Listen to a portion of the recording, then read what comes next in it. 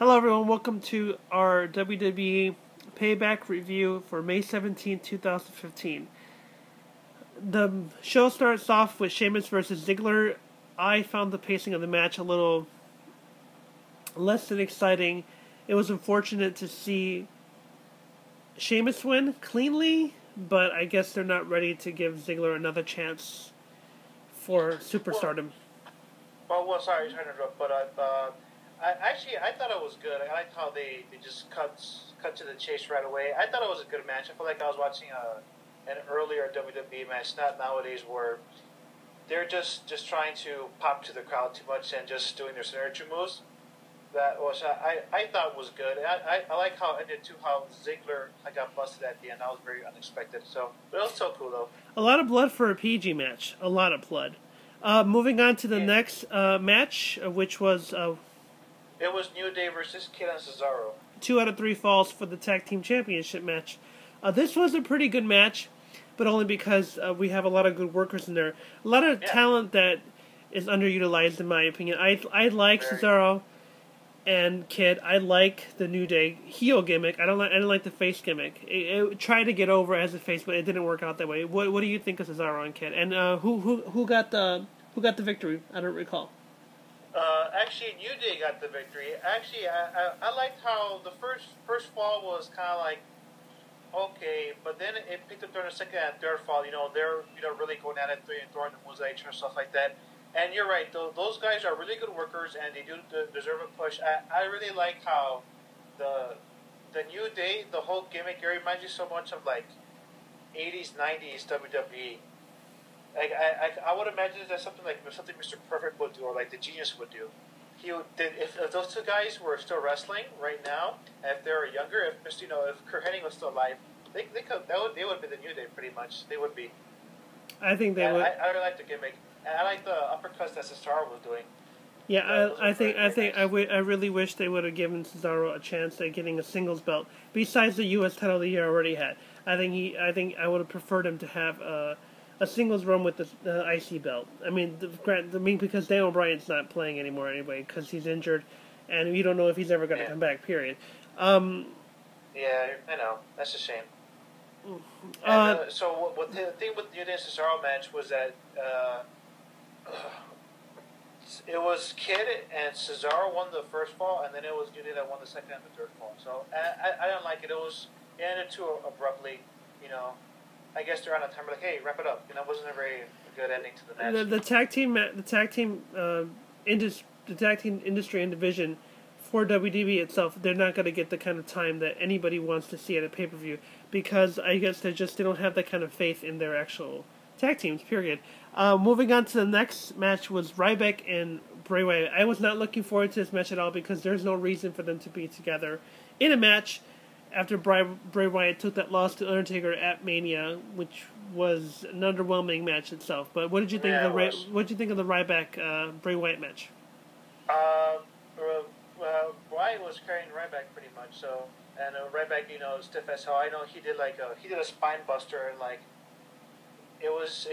Ryback looked winded. I'm really surprised Wyatt didn't get hurt. But I think it's really interesting to see Ryback jumping from the top rope. I thought that was pretty interesting. They're trying to expand his repertoire. I guess they kind of figured they know how much he's pigeonholed, just like Roman.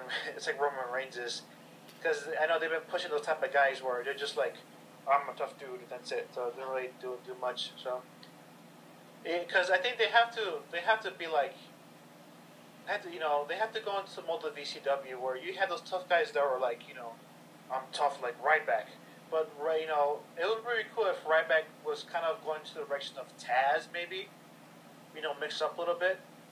Maybe something like that. They have to mix it up because it gets boring. It's stale. Ryback himself as a character has improved, but I think he still needs to be more careful in the ring with his with people that he works with because recently Rusev suffered an injury after working a match with him on SmackDown, which is a spoiler for SmackDown in and of itself. This was recorded very late. The next match after the Ryback Bray Wyatt match was not I Quit match between Rusev versus John Cena. And I'm not a John Cena fan, so I'll make this quick.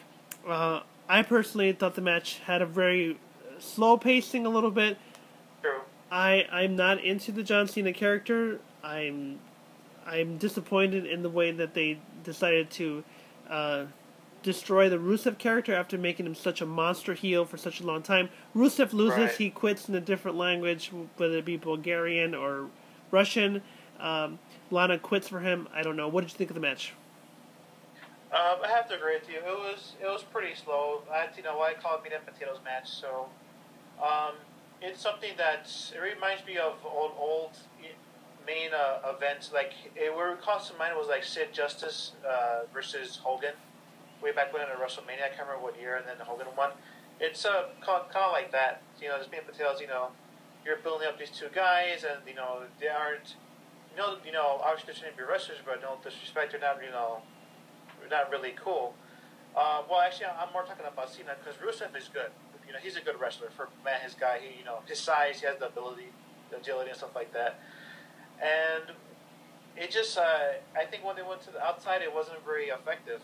Aside from the time that Cena drove Rusev into the railing, and then when Rusev put Cena to the table. And I thought that was pretty cool. But I know when Cena put Rusev on the pyro, it should have been more spectacular because it felt like it's like he didn't get hurt. Obviously, he wasn't burned or anything. So, and when Rusev put Cena to the railing, it was like it wasn't a real railing because if it was a real railing, Cena would have bounced off. It wouldn't have bent. But also another thing too I noticed too was that when they put the stairs into the ring, Rusev hit a spot on Cena, and he was, being careful with him. But when Cena, hit Rusev hit the spot on the stairs with him, he's like went down really hard. He's like, fuck you, like didn't really care. So, but other than that, it was just meat and potatoes, match. The next match was the Bella Twins versus Naomi and Tamina, and I'm not really a big fan of the Bellas, only because, not because they're not talented. I think they have excellent talent. I think everybody in the Divas division has some sort of talent, but with the Bella Twins, I don't particularly like them because their storyline was never summed up properly when they had their feud. So the Bella Twins versus Naomi and Tamina wasn't as exciting as it should have been. I'm not really into the whole Naomi turning heel because, not saying that she can't be a heel. I just don't like the transition. It was just too sudden. Naomi and Tamina got the win. What did you think of the match? It was okay. It was, it was just a little entertaining. There wasn't really enough spots that would, make people like, ooh, want to remember it for, later on. A few months from now, you're not going to remember this match, so. The next match was Barrett versus Neville. What did you think of that match? I thought it was okay. I didn't really care too much for the finish. Who won that match? I can't recall right now. It was Neville who won by kind of. I didn't like the finish at all. I mean, it was. I started thinking the problem with the pay-per-view. This pay-per-view, all the matches I didn't like the way they ended, except for the main event. But we'll go to that further. And then what's really silly is that they have Neville hit his red arrow after he lost. After he won the match. After it, doesn't matter. So it's just it's silly. So, and especially Barrett too, because I think Barrett, if they really work at it, he could be a really good, a monster heel. So, not obviously not the main event because there's a glass ceiling that a lot of the talented workers probably not going to break. So, but yeah, they could have done more with it. So.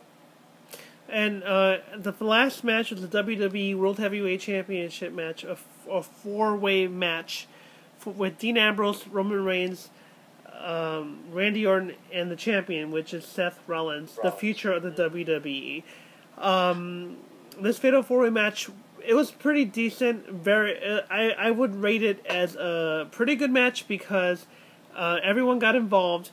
The limitations of Roman Reigns was hidden because they had a brief spot with the Shield reunion where they triple powerbombed Randy Orton through the table, and then they powerbombed Kane twice through the Smash Announce table. So I think that that little tease got the crowd a little riled up, and it was good to see, that brief little union, that possible reunion. It's sad that when they broke him up, the Shield, it wasn't good for everyone who was really hoping that the faction would stay alive. And that was the first time since the NWO that a small little group made such a interesting impact. They were effective, yeah. What I didn't care for the finish. I don't like Seth Rollins not using his own move anymore. He did the pedigree, which was awful. I think he needs to practice if he's going to use that move again. And surprisingly, Randy Orton got the pin. What'd you think of the... I mean, Randy Orton got pinned, sorry. He got pinned, yeah. What did you think of the match? I thought it was a very good main event. So, and I like how it was really going, back and forth. It was very good, good pace. So I don't know, for me, I thought it was funny how Randy Orton was really setting himself up. He was like really presenting himself going to the table, and so was Kane too. It was really funny. So they were like presenting themselves. So yeah, they were very careful during their brutal spots, but they had to though. They have to be, of course, because your logic, the way you take care of your body is only equivalent to what somebody else is going to do to you in a ring. Because someone might not be careful, someone hits you with a stiff shot. These wrestlers, their livelihood is their body, so they need to be careful. That's just the way it is. Out of 5 stars, I would rate this pay-per-view 2.5, only because there should have been a lot more matches. Because they had too many promos and too much talking, and it's supposed to be a pay-per-view, not a Raw. Raws primarily have the majority of the talking because you're setting up a storyline. But this pay-per-view itself wasn't epic. It wasn't phenomenal. And, I wish it was. I wish I could say I loved every single thing about it. But, again, It wasn't as great as it should have been. What would you give it out of 5 stars? I would have to agree, because I was doing an assessment right now, to myself. I'm like, this is a 3. I'm like, nah, I have to agree. It's like 2.5. It's just like you have to use your stars better, and for the matches too, you can't end them abruptly like that. That you have to be a certain build-ups, and you're gonna have to get the crowd into, because the crowd was into it. The Baltimore crowd was good, but then like you're disappointed with these abrupt endings and stuff like that. It's just kind of like taking the wind out of the sails, like, so. Okay, what do you think? Well, I already stated my opinion. I'm good. I'm looking forward to the next pay-per-view and see how that goes. Well, thank you so much, everyone, for watching. We'll be back later on for a different review of a different WWE pay-per-view. We'll get it out quicker this time. Thanks so much for watching. Hit comment, subscribe, and thanks so much for watching. Hey, thanks for watching.